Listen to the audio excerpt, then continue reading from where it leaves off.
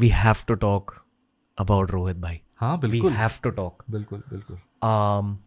Sir over to you, क्योंकि ये देखकर मैं खुद थोड़ा इमोशनल हो चुका हूँ. ये मैं कहूँगा कि Rohit Sharma is the architect of this win. It's as simple as that. इन्होंने जो कैप्टनसी जब भी इनके हाथ में आई 3 साल पहले, और इन्होंने जो एक अंडरस्टेटेड एक कल्चर जो है इनका, अंडरस्टेटेड पर्सनालिटी है उनकी, हाथ में बैट दो और वो सबको बता देते कि क्या है वो. लेकिन एक अंडरस्टेटेड थोड़ा low profile as a team, ये एक उन्होंने ये टीम में लाया. और प्लेयर्स के साथ ये बहुत बड़े प्लेयर्स कैप्टन है. मैं ऑलवेज बोलता हूँ कि Rohit Sharma is a players captain. The youngest player in the team will feel comfortable with Rohit Sharma. आप अगर कल की मैच देखो तो चाहल इतना उठ के चेयर कर रहा था डगआउट से. रोहित और चाहल बहुत बड़े गहरे दोस्त हैं दोनों. लेकिन ये विक्ट्री का आर्किटेक्ट रोहित शर्मा है एब्सोल्युटली. बिकॉज एक स्ट्रैटेजी बना के, जो वो स्ट्रैटेजी का रिस्कीएस्ट पार्ट है वो उन्होंने खुद के कंधों पे ले लिया कि जाके मैं अटैक करूंगा बॉल 1 से. ये अपने 50 ओवर वर्ल्ड कप से उन्होंने किया कि ये जो शुभमन के साथ मैं ओपन करूंगा, लेकिन we need to get off to a flyer. Shubman थोड़ा नया है, शुभमन रुक, मैं करता हूँ. And every match he went and attacked, even in this T20 world cup. तो इसको कहते हैं करेज. और ये जो करेज होता है वो टीम देखती रहती है कि जो कैप्टन बोल रहा है वो जाके करके दिखा रहा है. बोलने में और करने में बहुत अंतर होता है कभी कभी. लेकिन ये जो इंस्पायर किया उन्होंने, और मैं तो बोलता हूँ कि इन्होंने विराट कोहली को भी इंस्पायर किया कि ये जो लास्ट मैच जब भी फाइनल में रोहित आउट हो गए और विराट ने जो बैटिंग की, वो इंस्पायर होके ही की है. Because in a way the full team wanted to do it for Rohit Sharma. I think Rohit Sharma हर किसी के दिमाग में थे as one of our GOAT batters ever, one of our best captains ever. कल के बाद हर भारतीय के दिल तक पहुंच चुके हैं. बिल्कुल बिल्कुल. और अभी वो खेलेंगे नहीं T20 क्रिकेट, तो वो एक मिस्टीक और बढ़ते रहेगा उनके बारे में. रोहित शर्मा से मैं एक बार मिला हूँ लाइफ में सर. मेरे एक फ्लाइट में मेरे पास बैठे थे. पहले तो मैं अंदर ही अंदर कह रहा था रोहित शर्मा मेरे पास बैठ.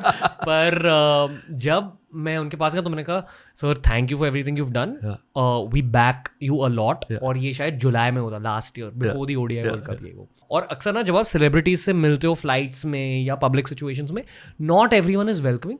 रोहित शर्मा बहुत ज़्यादा वेलकमिंग थे. He didn't even know who I was, but बहुत ज़्यादा अच्छे थे. जब हम फ्लाइट से निकले और जब आप फ्लाइट से जब निकलते हो and you go towards immigration, मैं उनके साथ ही वॉक कर रहा था. मैं उनको बस घूर रहा था. रितिका मैम भी थी, ठीक है. और उन्होंने एज रोहित शर्मा मेरे से बात नहीं की. उन्होंने थोड़ी बकवास की और कहा कि आप ना मेरे वो वाले इस फ्रेंड की तरह दिखते हो. And instead of responding like oh okay sir, मैंने बस ये किया क्योंकि I couldn't talk. Rohit Sharma मेरे साथ वॉक कर रहे थे. फिर रितिका मैम हंसने लगी and then I said sorry I am just not able to talk to you. ये है रोहित शर्मा की असली पर्सनालिटी. इतने ज्यादा हम्बल है. शो के थ्रू इतने सारे सेलिब्रिटीज मिलते हैं और हर सेलिब्रिटी हम्बल नहीं होता. I would go as far as saying हर क्रिकेटर भी हम्बलनेस के अलग स्पेक्ट्रम पर कहीं है. शायद out of all the cricketers I met ये सबसे हम्बल क्रिकेटर है. और ये बहुत ही अनचेंज्ड बंदा है लास्ट 10-15 सालों से. वो ही जैसे हम बोलते हैं ना इंग्लिश में कि comfortable in your own skin, वो वैसे बंदा है. एंड पहले से मैं देखते आया हूँ, मैं उसे बहुत सालों से पहचानता हूँ. और लेकिन सेम है, कंसिस्टेंट है. अगेन एक रैंडम चीज़, जिस तरह से जब हम Sachin in an India Jersey को कभी विजुअलाइज करेंगे ना, बहुत सारे लोग शारजा की मैच को याद करें, बहुत सारे लोग वो 2011 की सेलिब्रेशन को याद करें, that particular blue Jersey. I feel कि ये वाली जर्सी अब विराट कोहली रोहित शर्मा की जर्सी बन चुकी है. आई थिंक रोहित को ये image I think will be the iconic image for Rohit Sharma. Just a sense of relief कि और and he would have said अभी छोड़ दो यार मेरे को, तुम लोग सब लोग, बस हो गया अभी. ऐसा बंदा है वो. And it's just a sense of relief कि एवरीथिंग हैज वर्कड आउट. एक ऐसा ड्रीम सिनारियो होता है एक प्लेयर का कि जब भी मैं रिटायर हूँ तो एक ऐसा एक आप ड्रीम सिनारियो बनाते हो कि और क्या चाहिए, captain of India, winning the world cup, और मैं रिटायर हो रहा हूँ एज दैट. सो वो that dream has come true for Rohit and couldn't happen to a nicer guy. Do you remember the 2007 version of Rohit? जब Yes, वो yes, T20 World Cup खेले थे? yes. I know. I've been tracking him for a long time. He's a Mumbai cricketer. Always knew that he would be one of the best. My father had a very big soft corner for Rohit. He thought the world of him, and he let the selectors know that here is a talent you cannot miss. You cannot miss. When Rohit was growing up, वो बोरिवली के हैं तो थोड़े वो outlier थे Bombay cricket में. जी. लेकिन बहुत उनकी टैलेंट तो अनडाउटेड थी. लेकिन बाहर से थोड़े नॉर्थ मुंबई से थे, इसके लिए उनको थोड़ा सीरियसली नहीं लिया जा रहा था. ऐसे क्यों सर? वो थोड़ा एक होता है ऐसा, एक समटाइम्स एक दो सिलेक्टर ऐसे होते हैं थोड़े क्लोज माइंडेड होते हैं. लेकिन but he luckily found a big champion in my father की उनको बहुत ही प्रमोट किया. एंड एक ब्रेक लेते रोहित शर्मा से. आपके फादर के बारे में बताइए, हर क्रिकेट फैन को आपके फादर के बारे में जानना चाहिए. वासु परांस पे was a great coach. Mister Gavaskar को सनी निकनेम उन्होंने दिया. उनके क्लब कैप्टन थे, बहुत बड़े. उनके एक मेंटर थे सुनील गावस्कर, दिलीप वेंगसरकर. सचिन को भी उन्होंने as a 14-year-old, Dilip Vengsarkar India के कैप्टन थे, तो एज अ 14-year-old उन्होंने इंसिस्ट करके सचिन को इंडियन टीम में बैटिंग के लिए, Dilip you please give him a chance. And that's when Kapil Dev saw Sachin Tendulkar for the first time. That was the introduction of Sachin Tendulkar, to the big cricketers in India. And that started, that fast tracked the journey. तो ऐसे coaches रहते हैं, mentors रहते हैं. तो वैसे एक mentor थे, रोहित शर्मा भी उनके अंडर था 2-3 सालों के लिए. And रोहित also बहुत ही वार्मली बात करता है उनके बारे में. तो ऐसे गिविंग नेचर के कोच थे. उन्होंने रोहित शर्मा के बारे में क्या कहा था? रोहित शर्मा बहुत ही उनके फेवरेट थे.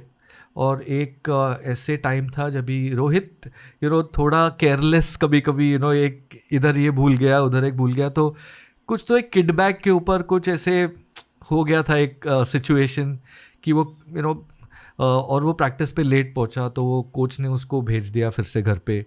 और फिर मेरे फादर ने वो कोच को फ़ोन करके, जो मैं बता नहीं सकता कि क्या बोले थे, लेकिन एकदम स्टर्नली बात किया था कि ये इंडिया के लिए नेक्स्ट बॉम्बे प्लेयर है जो इंडिया के लिए खेलेगा, तू ट्रीट कर इसे बराबर. और ये मेरा वर्ड है, अगर तू मेरे वर्ड को नहीं मानता तो उसे मत ट्रीट कर, लेकिन अगर तू मेरे वर्ड को मान रहा है तो Rohit Sharma, take care of Rohit Sharma. तो फिर से उसको इंक्लूड किया. Immediately scored 100 for Bombay. तो ये ऐसे इंटरवेंशंस रोहित के लिए किए थे. और बिकॉज बहुत ही, I mean we all know ना रोहित में क्या टैलेंट है, but at the age of 14 और एक रोहित के साथ एक प्लेयर आ रहा था तभी बॉम्बे में, और उसका नाम ज़्यादा था रोहित से. लेकिन मेरे पिताजी ने सिलेक्टर्स को बोला कि वो ठीक है, लेकिन ये प्लेयर इंडिया के लिए खेलेगा, आप इसे चांस दो और आप इसे कंसिस्टेंटली चांस देते रहो, और देखो आप जो मैं बोल रहा हूँ वो सब ठीक हो जाएगा. We can make a whole podcast about Rohit Sharma, honestly. Yeah. And I feel कि podcast होना भी चाहिए रोहित शर्मा. Because आप उनकी करियर को देखो तो 2007 में वो टीम में पिक होना भी, 2007 वाले टीम में पिक होना भी बिकॉज ऑफ दैट टैलेंट वो पिक हुए थे. बिकॉज वो सिलेक्टर्स को मालूम था कि यार ये एक प्लेयर है, अच्छा एक अपॉर्चुनिटी है, ये T20 वर्ल्ड कप की दे दो. सो टैलेंट वाज अनडाउटेड. देन 2011 में वो टीम में नहीं थे वर्ल्ड कप के, and I think that was वो जो मोमेंट ऑफ कथारसिस जो हम बोलते हैं ना, कि तभी था कि नहीं, I need to get fitter, I need to have a more regimented approach towards my body. All of that happened after that. उनके तभी के पर्सनल कोच, उस फेज के personal coach Abhishek Nair. I know अभी आपके पॉडकास्ट पे था, अभी ने बहुत हेल्प किया उसे तभी. बहुत क्रेजी कहानी शेयर की है सर ने उस पॉडकास्ट पे, बट उन्होंने एक लाइन बोली थी कि that is where hitman was born. Yes, वो शॉर्ट्स मैंने देखे, and I remember this line, and he is right, because that was the start of the journey. Because आप अगर आपको नहीं फील होता कि यार मुझे कुछ करना चाहिए, तो आप नहीं करोगे, but you need people like Abhishek Nayar to show you the right path. And Abhi is today a fantastic coach with KKR. just played a big part in their winning as well.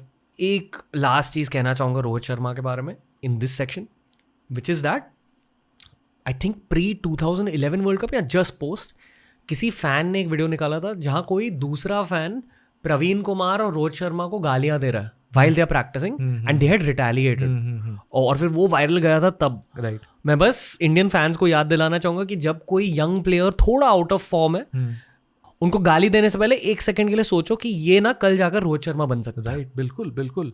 ये थोड़ी सेंसिटिविटी अपने फैंस में आनी चाहिए.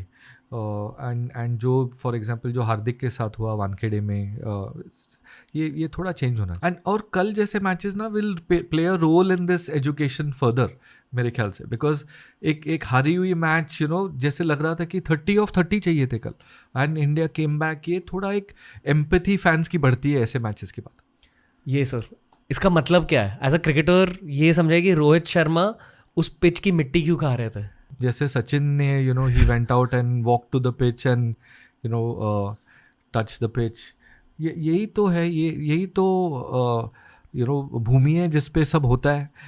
तो bat और pitch और यही, इसके बिना क्या होगा? तो यही तो है क्रिकेटर के लिए, ये तो है पूरा